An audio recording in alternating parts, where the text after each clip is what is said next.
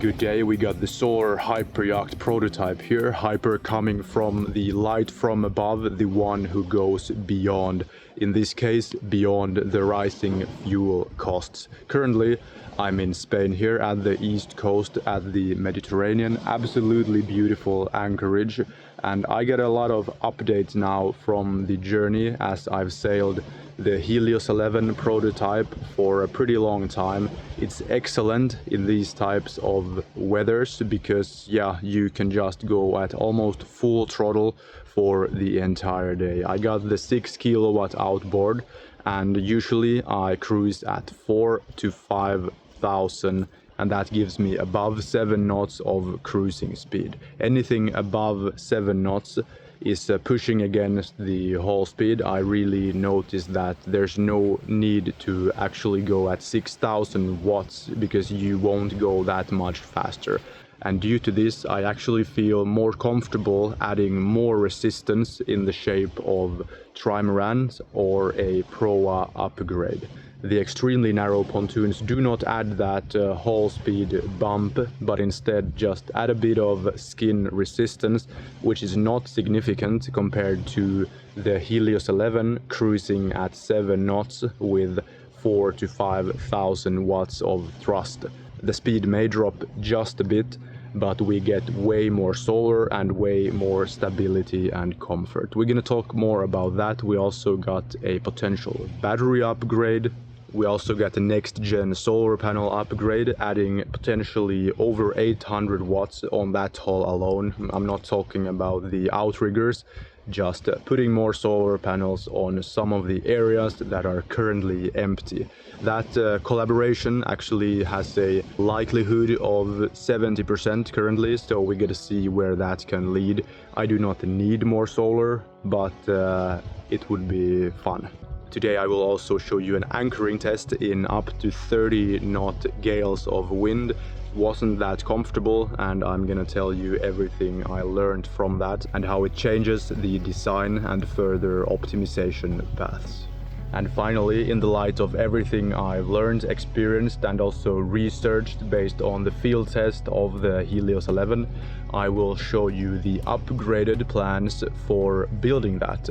It becomes actually even more simple to make that prototype way better at the same cost.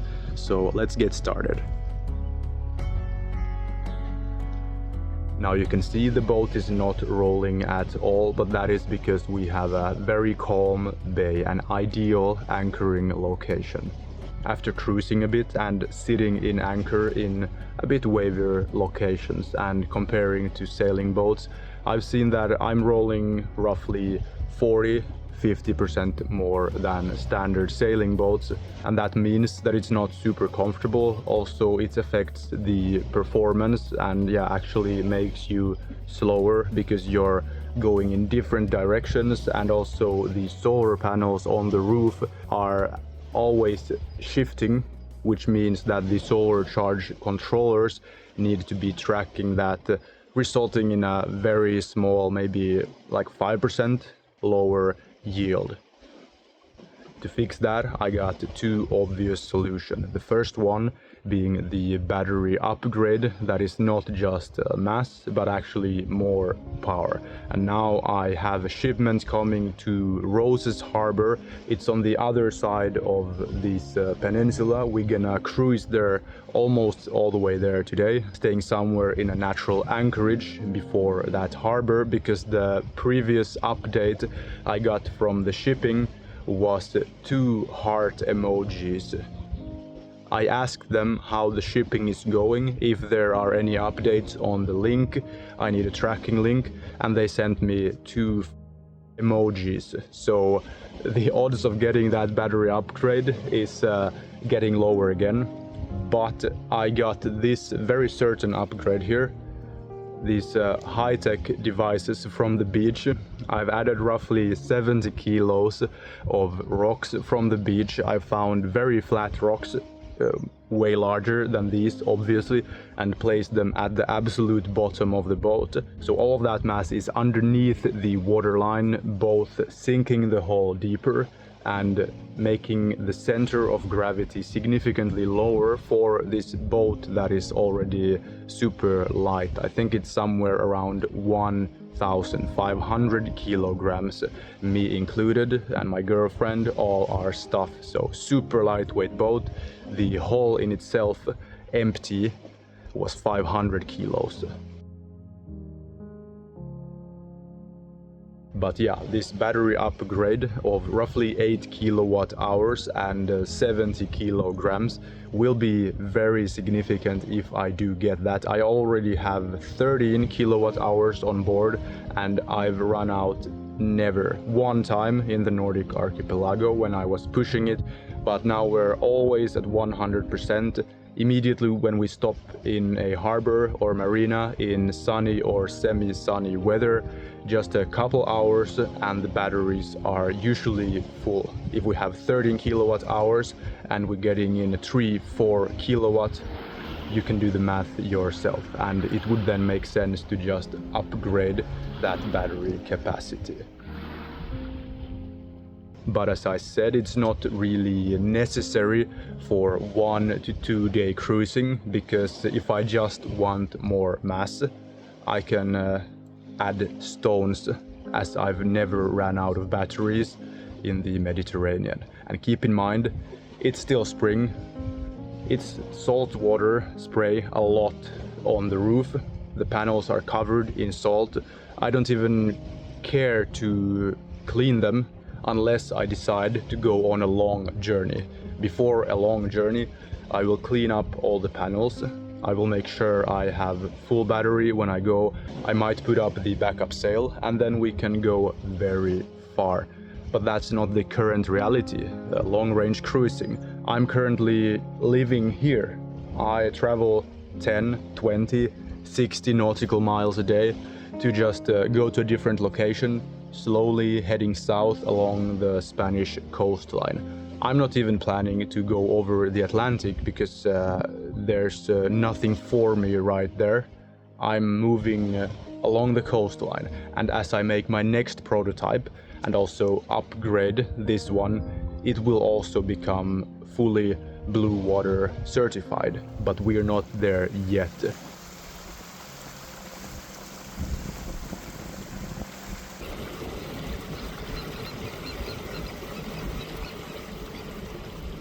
And talking about being absolutely seaworthy, think about the stones here.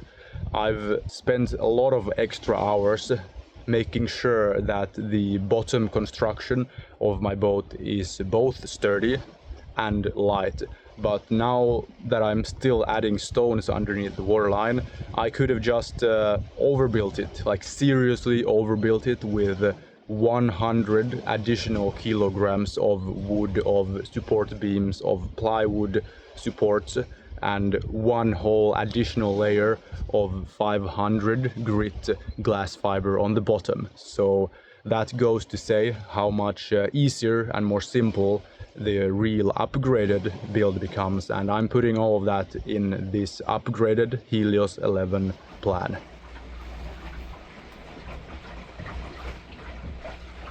So now then, the clearly superior upgrade to the brute force approach of adding rocks and batteries, just sheer mass sinking the hull deeper, trying to reduce rolling, but still ending up rolling, because even huge monohull yachts, they roll. They roll when they cruise, they roll when they're sitting in anchor. So these are some illustrations I've made. The most aesthetic would be the Trimaran, and that would also provide superior stability in very heavy weathers from both sides.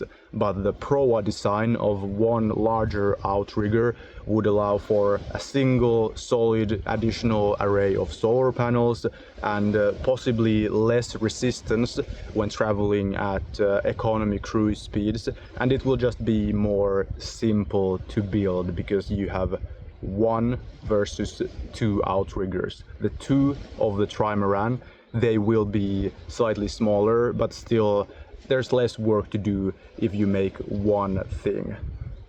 So either of these upgrades would make the boat faster without adding solar and without adding more propulsion because when I put those outriggers on, they will lift up the main hull slightly, and then I can obviously throw away the rocks. They will be completely obsolete, as they should already in 2026, and then we will have similar or actually higher cruise speeds without any other changes. And then we will of course cover the outrigger areas with solar panels, and that means that we will go significantly faster.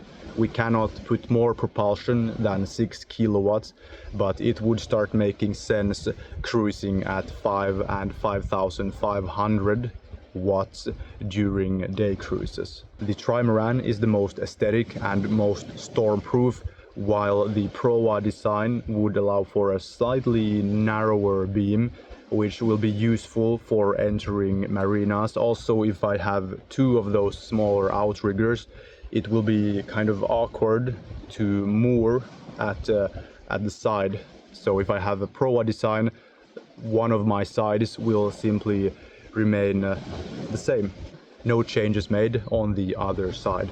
But my concern with the proa design is that if we tip over a bit in a heavy wave and the wind is coming from the side of the additional pontoon, if it's not heavy enough, it will actually open up a lot of surface for the wind to catch, and then we may be looking at a tippy situation. So with the Trimaran, if you have one central hull, the Helios 11, plus the outriggers, they will simply need to be pushed so deep into the water if it's starting to look like a capsizing situation that they will float up back again. You pretty much cannot roll over unless you are thrown in a huge rolling wave. So Trimaran is the superior option, and proa is the more simple and marina approved option with a narrower beam. But I do not have any intention of returning to the canals, so that's not an issue, being too wide to enter the canals, the locks.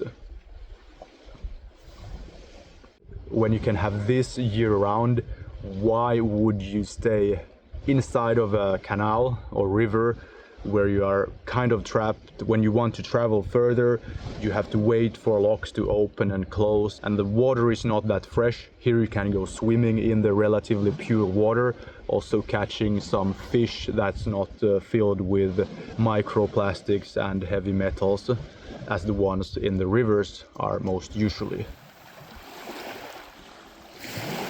Let's move forward with the Trimaran upgrade. So this is the arm of the outrigger, and here we have the bulkhead or the internal support of my boat that you can see on the walls where the sofas are. So I would pretty much just make a hole for a rigid beam come through, and then it will cover a lot of surface on the support on the inside, the plywood and glass fiber reinforced support. I would glue it in there, I would bolt it on, and possibly I would also add some glass fiber just in case, and we would have one of these like that and another one further down below. We have a triangle shape, very strong, and we will only need an outrigger length of 1.1 meters that will fit a solar panel. That is the most important thing, and I want to keep it narrow, but that 1.1 meter and having something of significant buoyancy out there on both sides. Triangle shaped pontoons for simplicity that will increase in buoyancy as they sink deeper and obviously reduce in buoyancy as they are lifted. It creates a huge stabilizing effect, and because of the outriggers not being that far out, I do not need to be worried about huge forces ripping my constructions apart. The method I showed you here will already be way too strong for what is necessary, but it's good to have extra strength just to be sure. So pretty much I would build a long plywood tube, a sharp triangle shape, and then I attach it with rigid beams, and furthermore on top of that whole structure I will glue on, laminate a plywood sheet, and it will bring rigidity in all ways. And on top of that, then it will be very easy to add solar panels. I'm planning to have 3 solar panels per side. So 6 standard solar panels of 460 watt. That leaves us with roughly 3000 watts. So realistically, in these conditions, we would be getting 2000 watts, almost 2000 watts from the additional Trimaran solar panels. And I've already stated that the Trimaran upgrade alone without any solar panels will already increase the performance. So with this addition of roughly 2000 watts real input, what could we do? Should we upgrade the motor to a 12 kilowatt? I don't know. That sounds very tempting. But to be honest, that kind of motor costs 8 to 12,000, and I will rather put all of that money into pretty much the entire amount of plywood I will need for the next prototype, either a long monohull or trimaran or a catamaran.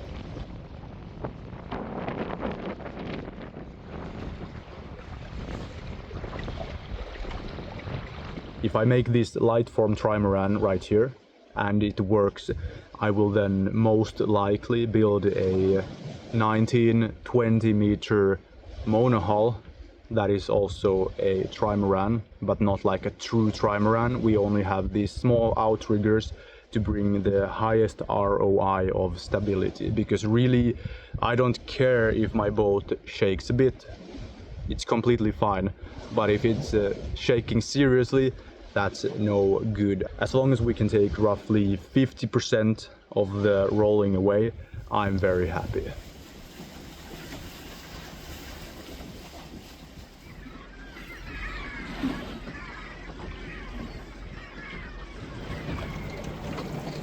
Now then, the anchoring test in near gale winds. It was sort of a controlled test. I was inside of this completely protected bay. There was absolutely no waves, but there was no protection against the winds, and they were peaking at above 30 knots, as I've mentioned. I was relying only on my 7.8 kilogram, 17 pound Mantus anchor, along with a bit too little chain, roughly 6 meters. So I threw the anchor pretty much here. I went to the beach afterwards, and it was funny looking at how close we were to the beach. I literally threw the anchor like 3 meters from where the water level rose significantly. The location we were at had roughly 2-3 meters of water, and the anchor sank in very nicely into the sandy bottom. But then, as the winds were roughly 20 knots when we arrived, and then they started increasing, we noticed the boat kind of swinging from side to side, sometimes going entirely beam on. And when the gale hit from the beam, we tilted quite a lot. It was of course not enough to capsize it. I'm not sure if that would be like physically possible with mere wind. It could capsize, but then should roll back according to the distribution of weight. But I don't want to try that out either way. So then, to reduce the swinging from side to side and not get into that beam facing direction that puts the highest amount of stress on the anchor, that is pretty much the only way you can break off the anchor and slowly slide downwind. So then, to reduce the swinging, I simply put on reverse at 200 watts first, and then at 500 watts. And this actually pulled the anchor line way straighter and reduced the swinging from side to side by at least 70%. So that was huge, and it felt good because I can just keep the motor on 24/7 in this kind of situation. The batteries are charging way faster than a constant 24/7 500 watt could burn away from the batteries, so we can just keep it running and there's no noises, there's no fuel consumption. So you can do that, but that is only the way you can simulate an additional rear anchor. So now that I've seen how powerful the additional rear anchor is, I'm gonna get one. And I already got one here, and you may already guess that this rear anchor is a stone. And yeah, we're sitting perfectly there, not swinging at all, and staying exactly in the direction we want to. That's the way you want to be anchored.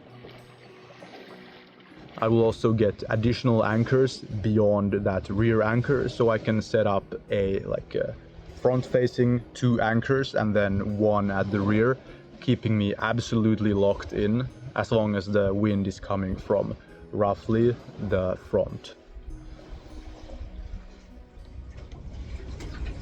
So what then did I learn from being stuck for pretty much 4 hours? Because the wind picked up, as I said, I didn't want to leave. I didn't want to get on the front deck. We were, tilting a lot, up to 45 degrees at one point.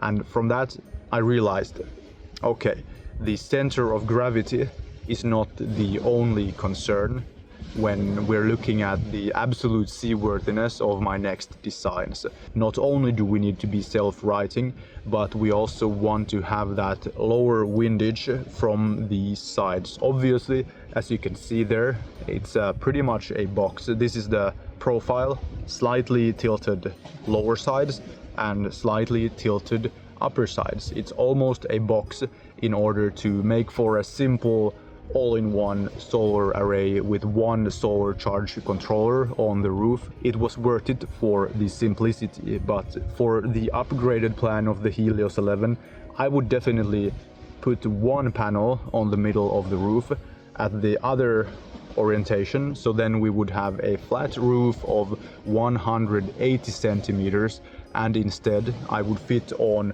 2 more panels at 1.1 meter width along the sides. That would allow for a lower center of gravity, better aerodynamics, especially from the sides, which leads to better stability and also more solar input. So that is something you should definitely consider if you want to build something like the Helios 11 and don't want to expand it to the more advanced models, as I'm planning both the Trimaran, the monohull and the Power Cat. Another thing I realized in the heavy wind anchor test was that the front-facing windage is really low. Whenever those super hard gusts hit straight from the front, I could hold the line with one hand. Like, there's literally no pull on the anchor line if you have a low windage profile. And then when you combine that with either a simulated or a real rear anchor, you can keep it at the exact angle, and that 200 to 500 watts of additional pull on the anchor line means nothing compared to what you could have when you're swinging from side to side, kind of sailing, and then the anchor line just pulls very hard with the entire mass of the boat.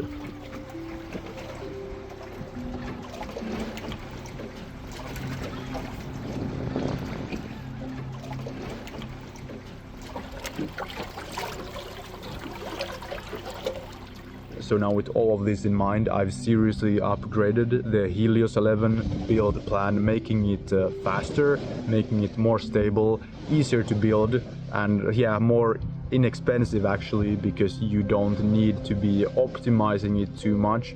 You just need a very solid base plan, and then you can get started building your infinite range solar hyper yacht. So take a look at that, and I will start heading out today. Actually, we're gonna move around this peninsula as the weather is perfect. There's barely any wind, and we can cruise at 7.5 knots the entire day. Let's go, and I'll see you in the next video.